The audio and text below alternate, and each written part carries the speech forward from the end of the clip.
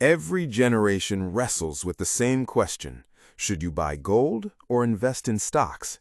Gold feels safe. It's physical. It shines in your hand and has survived empires, wars, and inflation. It's real, tangible, something that doesn't crash when headlines scream panic. Stocks, on the other hand, seem invisible, digital. They flicker up and down on a screen, often faster than you can blink.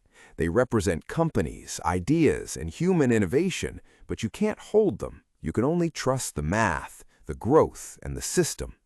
For decades, this question has divided families, generations, and entire schools of thought. Gold stands for security. Stocks stand for progress. One feels stable, the other feels uncertain. And yet one of them quietly crushes the other when you let time do the compounding. It's 1996. The world is waking up to the internet. Amazon is brand new, Yahoo is powerful, and cell phones still flip open. Two friends, Maya and Leo, graduate with the same degree, the same job, and the same dream, financial freedom. Each one has saved $20,000, sitting in cash, but what they choose to do with that money will change their lives forever. Before we dive into the math, take a second and subscribe. We break money down to what it really is. No hype, no fear tactics, just pure numbers and psychology. If you want to turn financial noise into actionable clarity, subscribe right now so you never miss a breakdown.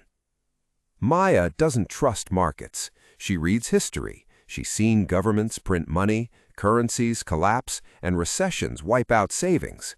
She wants something real, something outside the system. She walks into a bullion dealer and spends all $20,000 on 50 ounces of gold, worth $400 each. It feels good, heavy in her hands, cold and reassuring. She locks it away in a vault with layers of security. Her money isn't in the system, it's in metal. She calls it her armor. Leo makes the opposite move. He believes fear destroys wealth faster than any crash can. He invests his $20,000 into a low-cost S&P 500 index fund. No trading, no stock picking, just a slice of the 500 strongest companies in America. He's not chasing fast results, he's buying time. He knows compound growth doesn't explode overnight. It accelerates quietly, like gravity. He doesn't buy armor, he builds an engine. For the first few years, it looks like Maya made the smarter move. By 2001, the dot-com bubble bursts. The Nasdaq falls 78%. The S&P 500 drops nearly 40% from its peak. Leo's account bleeds red. His balance is down thousands. Maya's gold, meanwhile, sits steady. The media is screaming about tech billionaires gone broke, and she feels safe knowing her wealth doesn't depend on Silicon Valley hype. "See," she tells Leo, "you're investing in air. My gold is real." Leo laughs, but deep down it hurts. Watching his account drop isn't easy, but he remembers his philosophy. There's no such thing as a safe road to freedom. You either endure the storm or stay broke in calm waters. By 2006, the tables turn. Housing is booming. Tech has come back. The S&P 500 is hitting new highs. Leo's $20,000 has grown to $41,000, a 105% return. Maya's gold has inched up to about $31,500, a 57% gain. Not bad, but gold doesn't create wealth. It just sits there. Then the world shakes again. 2008, the great financial crisis. Banks fail, markets freeze, confidence dies. The S&P 500 collapses by 50%. Gold breaks out, soaring past $1,500 an ounce. Maya's stash is now worth $75,000. Leo's account falls to $55,000.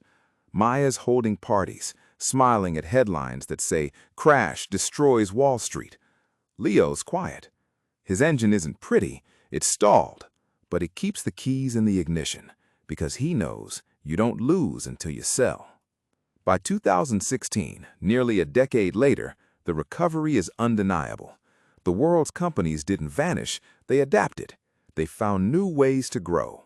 Apple sells billions of iPhones. Amazon owns the future. Google becomes a verb. Leo's silent engine begins roaring again. His portfolio climbs past $100,000, a 400% gain on his original investment. Maya's gold, after its crisis peak, falls to around $1,250 an ounce. Her holdings are worth about $62,000, a tidy 210% return, but years of going nowhere in between. Maya's gold didn't collapse, it stalled. Leo's companies didn't just recover, they grew exponentially.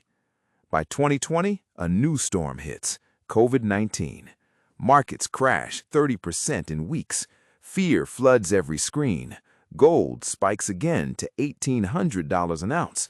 Maya's wealth climbs back to $90,000. Leo's portfolio crashes, then rebounds sharply. By the end of 2021, it's worth $230,000, a massive 1,050% increase. The difference is now a canyon. Fast forward to 2026. The world is battling inflation and geopolitical drama, and gold is trading near $4,700 an ounce. Maya's 50 ounces are worth $235,000.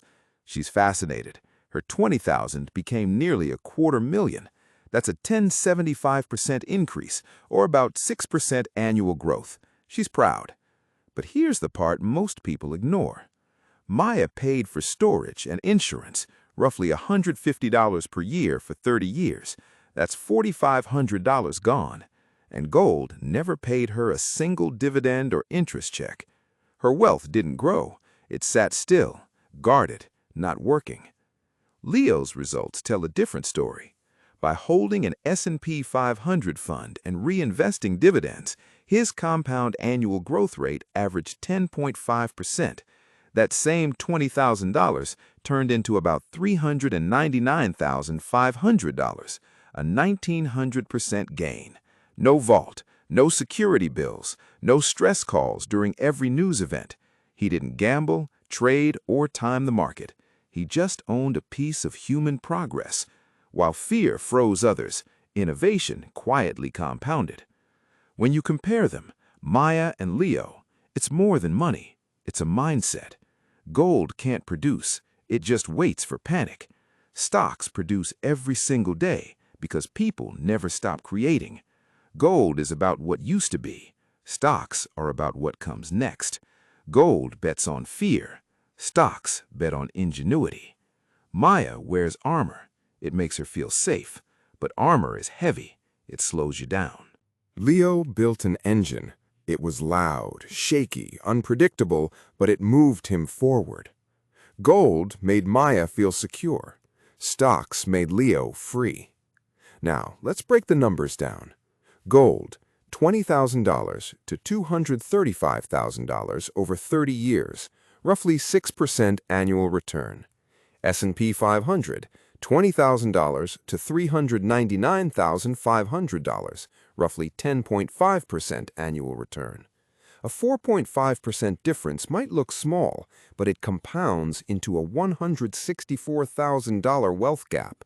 That's nearly 70% more money for the same start, same person, same effort. The only difference is the mindset. Leo didn't work harder. He didn't get lucky. He trusted math over emotion and time over timing. Every crash became his entry point. Every recovery multiplied his outcome. Most people think they lose money when stocks drop. The truth, they lose when they stop investing. Every time you pull back in fear, compound growth resets its clock. That's why the wealthy don't react to fear, they position around it. When you play defense forever, you never cross the field. Gold keeps you from losing. Stocks give you the chance to win. Maya was safe. She slept through every downturn without stress. But safe isn't rich. Safe doesn't build freedom. Leo endured stress, noise, and panic, but those decades of discipline built permanent wealth. Now, money works for him. Maya's gold still sits in a vault. Leo's money lives in businesses that make phones, food, cars, and software. He doesn't own coins, he owns the world's progress. The real question isn't stock versus gold, it's fear versus faith. Do you trust that people innovate faster than systems collapse, or are you betting on the end of progress?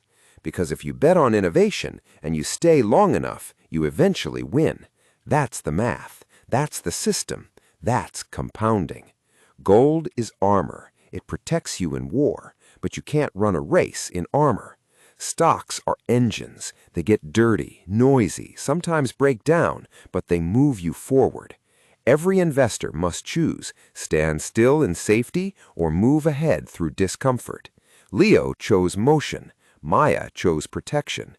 And by 2026, Maya has $235,000. Leo has $399,000.